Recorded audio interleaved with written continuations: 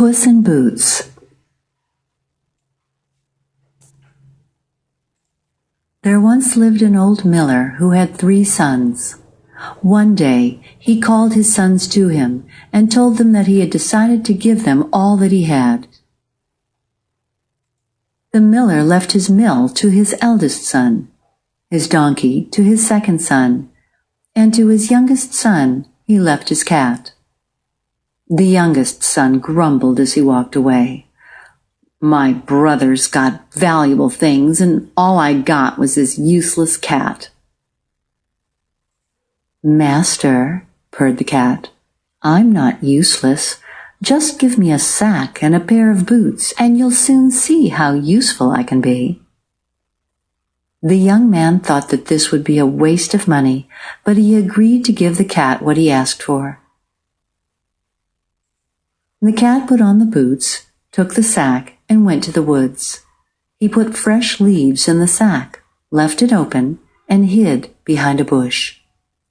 Soon a rabbit came out and hopped into the sack to eat the leaves. The cat leaped out and grabbed the sack. Slinging it over his shoulder, he then marched off to the king's palace. The cat bowed low before the king and said, "Your Majesty, I bring you a gift from my master, the Marquis de Carabas." The king was very pleased at this.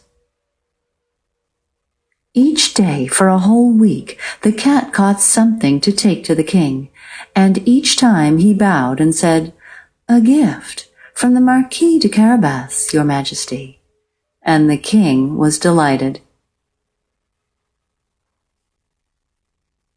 One morning, when the cat knew that the king was out driving in his carriage with his beautiful daughter, he ordered the miller's son to take off his clothes and to jump into the water.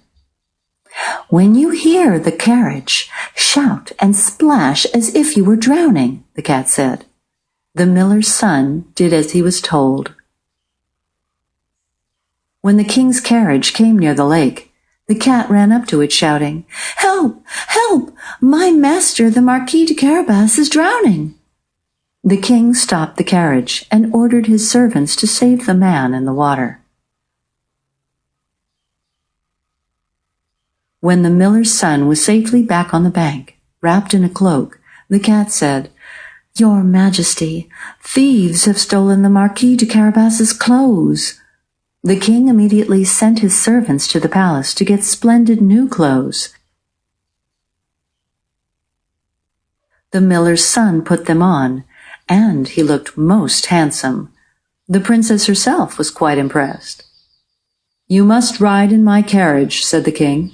"We'll drive you to your home." While the miller's son settled himself in the carriage, the cat ran on ahead and told all the farmers on the road, "The king is coming. When he asks who owns this land, please say it belongs to the Marquis de Carabas." The farmers all agreed. As the carriage reached the fields, the king called out, "Who owns this land?"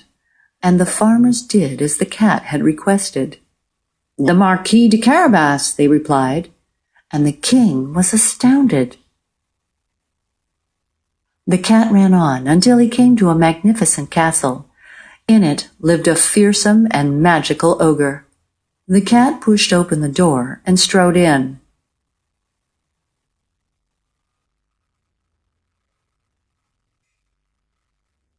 "What do you want?" growled the ogre. The cat purred. "I've been told that you can turn yourself into any animal you like, but I don't believe it." At once, the ogre turned himself into a huge lion and said, "Now do you believe?" The cat calmly said, "That's very impressive, but I bet you can't transform yourself into something really small, such as a mouse." As the ogre transformed himself into a mouse, the cat quickly leaped on and ate him, just as the king's carriage arrived at the castle's door.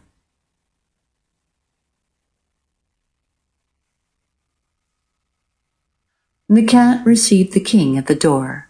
He bowed and mewed. "Welcome to the castle of the Marquis de Carabas. Please come in." The king gazed awestruck at the castle and all the land and farms around it.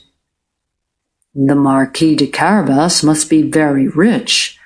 I believe he would make an excellent husband for my daughter."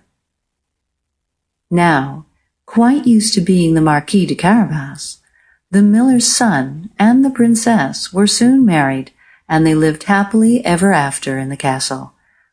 As for the cat, he also lived with them in the castle, and never had to chase a mouse again.